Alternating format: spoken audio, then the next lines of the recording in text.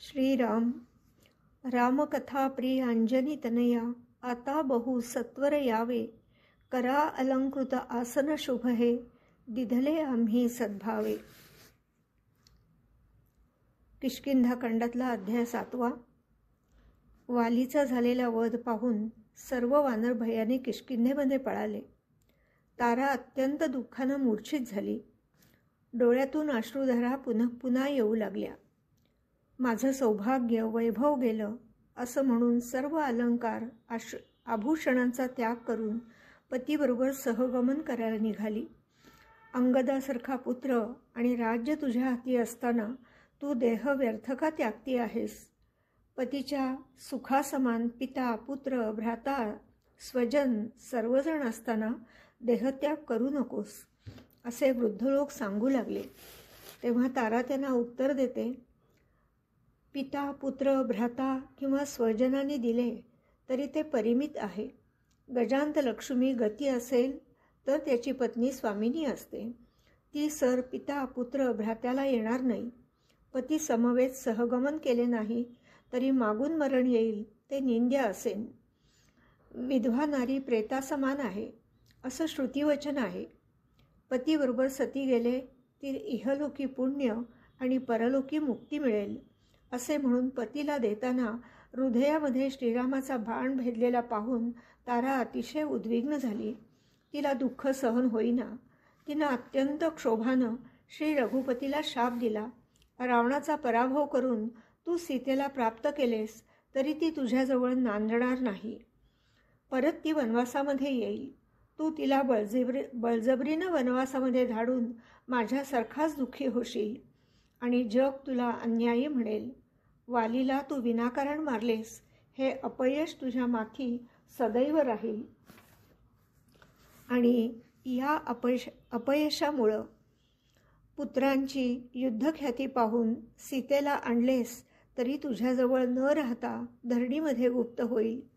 तारेची शापोक्ती ऐकून वाली सावध झाला। तारेला म्हणाला, तू मूर्ख आहेस, तू महासती पतिव्रता आहेस। श्री रघुपतीला शाप देऊ नकोस। श्रीरामाचा बाण हृदयामध्ये भेदल्यावर मला स्फूर्ती आली। सर्व जगाच्या दोषगुण विरहित होऊन मला निजात्मबोध प्राप्त झाला। सर्व जग संपूर्ण श्रीराममय दिसू लागले। तुलाही असा बाण छेदला असता तर सर्व भेद निमून स्वानंदमय झाली असतीस असं म्हणून तारेला माझ्याबरोबर प्रेताबरोबर सती जाऊ नकोस। सर्व जीवित्व श्रीरामाला अर्पण कर। श्रीरामाची आज्ञा थोडीसुद्धा उल्लंघन करू नको। अंगदालाही श्रीरामाला अर्पण कर। श्रीरामकृपेमुळे दोघेही संपूर्ण सुखी व्हाल। सुग्रीवालाही वाली म्हणाला, मी तुझ्याशी दृढवैर धरले पण तू माझा सखा सहोदर मला श्रीरामाला भेटवून माझा यमप्रहार चुकवलास। भय शोक जन्ममरणादी दुःखातून मला मुक्त करून श्रीरामप्राप्तीचे अलौकिक सुख मला दिलेस। मी तुझा कसा उतराई होऊ? तुझ्यातून किंचित ऋणमुक्त होण्यासाठी मी देईन त्याचा स्वीकार कर। किष्किंधेचे संपूर्ण राज्य घेऊन सुषेणाची कन्या सारासार विवेक चतुर तारेच्या विचारानं राज्यकारभार चालव। अंगदाला यवराज्य देऊन त्याला पित्याप्रमाणे प्रेमानं प्रतिपाळ कर। तूच माता आणि पिता होऊन त्याला श्रीराम भजनी लाव। अंगद महावीर असून तो श्रीराम बळाने शत्रूचे निर्दाळन करेल। श्रीराम आपले सद्गुरू कुलदैवत सर्वस्व आहे। त्याच्या भावाने भजन करून तिन्ही लोकांमध्ये गौरव प्राप्त करून घ्यावा। वालीचे वचन ऐकून सुग्रीवाने वालीचरणाला लोटांगण घातले। आपल्या वैरामुळे श्रीराम जोडला गेला। आता वैराची निजशांती झाली। मी तुझ्या वचनाप्रमाणे वागेन म्हणून शपथ घेतली। सुग्रीवाचे वचन ऐकून वालीला समाधान झालं आणि अत्यंत आनंदानं सुग्रीवाला कश्यपानं दिलेली वरदमाला अर्पण केली। त्यामुळे तुझी त्रैलोक्यामध्ये कीर्ती होईल असं सांगून श्रीरामाला नमस्कार केला आणि रामस्मरण करत देहत्याग केला, परमगतीला पावला। वालीने देहत्याग केल्यावर तारा अतिदुःखी झाली। श्रीरामाकडे जाऊन मला वैधव्याचे दुःख एक क्षणही सहन होत नाही। माझे एक आग्रहाचं मागणे आहे। कृपणपणा न करता कृपा करून उदारपणानं पूर्ण करावे. ज्या बाणाने वालीला मारलेस त्याच बाणाने मला मार. आम्ही दोघे बरोबर जाऊ. पत्नी वियोगाचे दुःख तुलाही माहिती आहे. मलाही पतीबरोबर पाठवलेस तर अद्भुत पुण्य प्राप्त होऊन पती पत्नींना भेटवण्याचे पत्नीदान फल मिळेल. तारेचं वचन ऐकून प्रापंचिक व्यवहारशास्त्र अत्यंत सखोल असून हे सर्व खोटे आहे हे सांगण्यासाठी राम तिला विचारू लागले. तारे, सावधानतेनं ऐक. तू या देहाला पती मानतेस, या जीवाला पती मानतेस ते मला सांग. देहाला सत्य मानलेस तर तो तुझ्यापाशीच आहे. हे सिद्ध असता तू व्यर्थ का शोक करतेस? आनंदानं उपभोग घे. जीवाला पती मानलेस तर तू जीवाला पाहू शकत नाहीस, पाहिलेही नाहीस. मग व्यर्थ का विधवा झाले म्हणून रडतेस? जीवाला जन्ममरण, सुख दुःख, खाणं भोगणं येणं जाणं नाही. जीव हा ज्ञानरूपी आनंद स्वरूपी आणि स्वप्रकाशपूर्ण आहे. मग व्यर्थ का रुदन करतेस? घटातील आकाशाप्रमाणे घट फुटला तरी घटाकाश तेच असतं.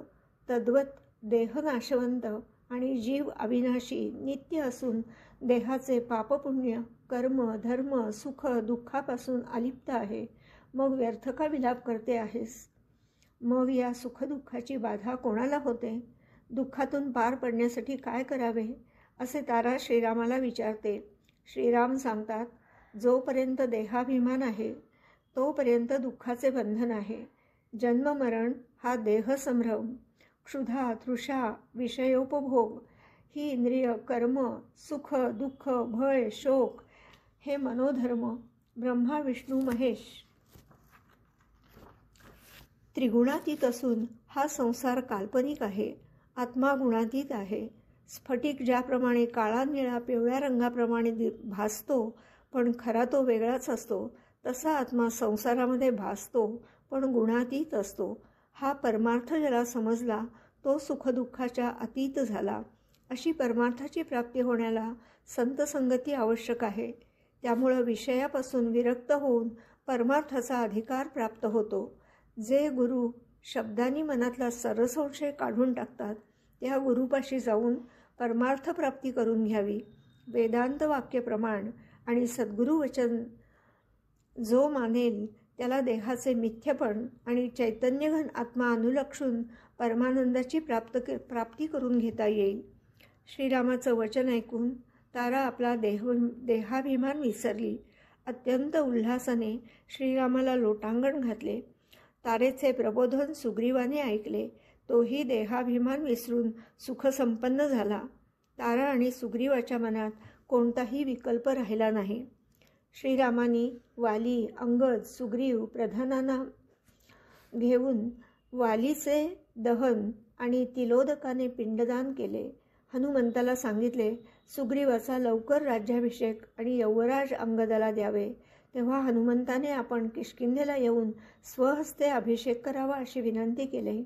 तेव्हा श्रीराम म्हणाले, दशरथाच्या आज्ञेप्रमाणे मी निर्धाराने कोणत्याही ग्रामामध्ये अथवा नगरीमध्ये प्रवेश करणार नाही. तेव्हा लक्ष्मणाच्या हस्ते अभिषेक करावा. या हनुमंताचे विनंतीवरून लक्ष्मण वानरांसहपरिवारासहित जय जयकार करत आला. श्रीरामांनी तारेला पाचारण करून किष्किंधा राज्याची राजपत्नी हो, सुग्रीवाचा अंगीकार करून माझ्या आज्ञेनं राज्य कर. दिरापासून संततीला धर्मशास्त्राचाही आधार आहे. सर्वानुभूती भगवतभाव ठेव. माझ्या वचनाची अनुभूती घे. श्रीरामाचं वचन ऐकून तारा सुग्रीव विस्मयापन्न झाले. वचनाचे उल्लंघन न करता त्यांच्या आज्ञेप्रमाणे सुग्रीवाचा जय जयकार करत अभिषेक झाला. यासाठी समस्त वानर परिवार अनेक ऋषी पवित्र जल व्याघ्र चर्म अलंकार छत्रसामर रत्न माणिक पवित्र वृक्ष आणून होम करून द्विजांचं पूजन केलं. तारा रुमा सुग्रीव अंगद त्याची पत्नी क्षमा सर्वांनी श्रीरामचरणोदक घेऊन वेदघोषामध्ये अभिषेक झाला. लक्ष्मणांना पुढे बसवून सर्वजण वानरांसहित छत्रचामरासहित रघुनंदनाला वंदन करायला निघाले. श्रीराम अत्यंत सुखनिर्भर झाले. हनुमंतानं आता आम्हा सर्व दासांना पुढील कार्याची आज्ञा द्यावी म्हणून विनंती केली. तेव्हा श्रीराम म्हणाले, पावसाळा चातुर्मासामध्ये सीताशोधनाचं काम करता येणार नाही. तोपर्यंत मी व लक्ष्मण प्रसवणगिरीच्या गुहेमध्ये राहू. चातुर्मासामध्ये सुग्रीव किष्किंधेमध्ये राहील. सुग्रीव चातुर्मास संपल्यावर वानर सैन्यासह येऊन सीतेला शोधेल असे वचन देऊन श्रीरामांना लोटांगण घालून अत्यंत उल्हासाने किष्किंधेला आले. या ठिकाणी भावार्थ रामायणातील किष्किंधाकांडातील सुग्रीव राज्याभिषेक नावाचा 7वा अध्याय संपूर्ण झाला. सुग्रीव चातुर्मास संपल्यावर वानर सैन्यासह सीता शोधनासाठी येईन असं म्हणून श्रीरामचरणांना नमस्कार करून किष्किंधेमध्ये गेलेला आहे.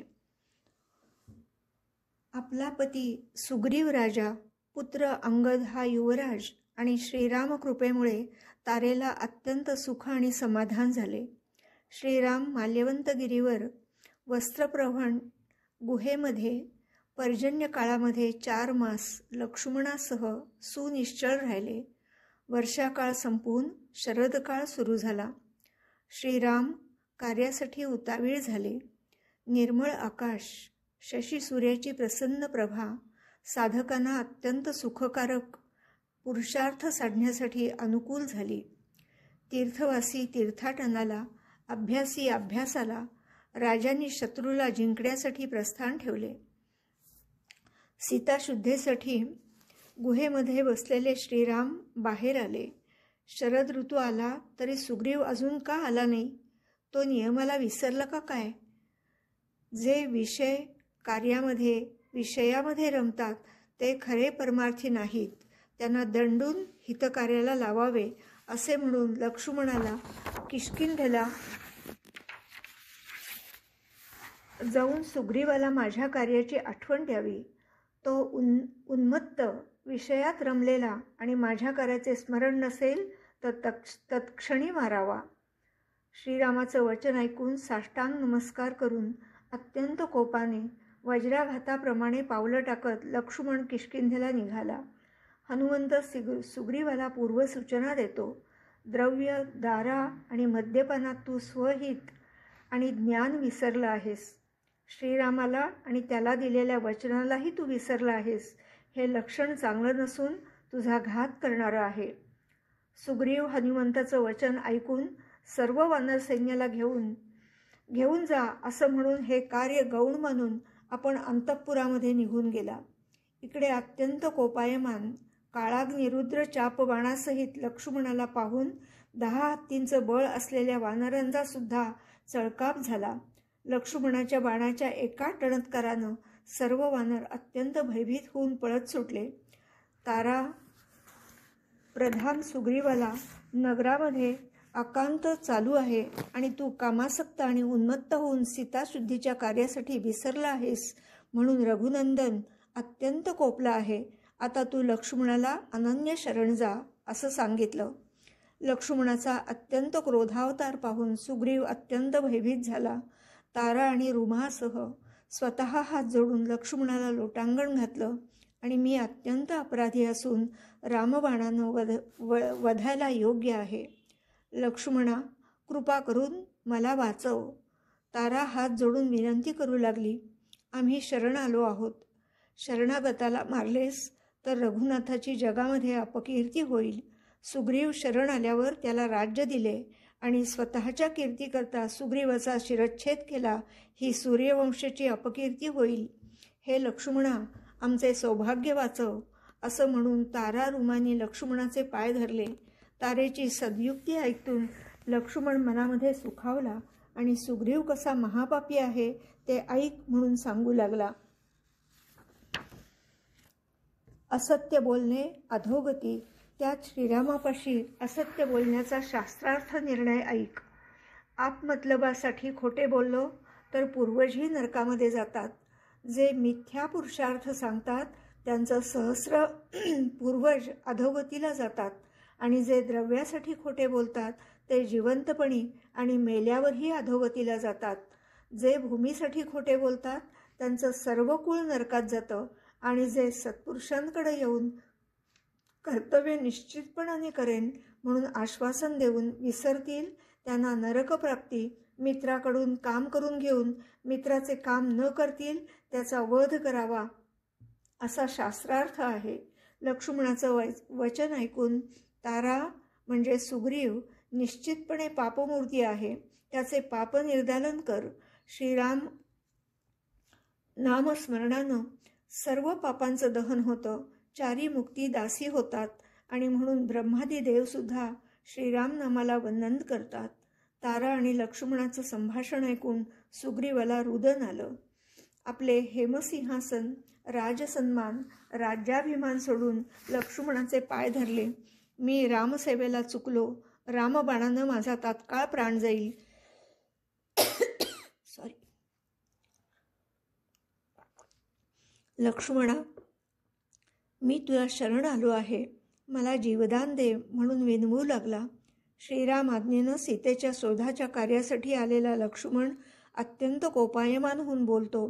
मनाला वाटेल तसे वागणारा, स्त्री लंपट, सुरापान करणारा, ब्रह्महत्यादी महापातक्याहून अधम असा तू सुग्रीव आहेस. अत्यंत कठीण असे लक्ष्मणाचे बोल ऐकून सुग्रीव, तारा अत्यंत उद्विग्न होतात. तेव्हा हनुमंत मध्यस्थी करतो.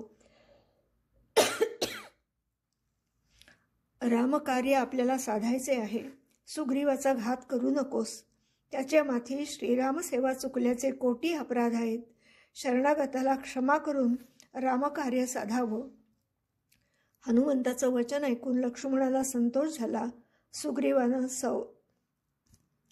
सौमित्राला चरणी लोटांगण घातलं आणि सैन्य, सेना, प्रधान, अंगद, स्वतः श्रीरामासाठी आम्ही प्राण विकला आहे हे सत्य तू जाण.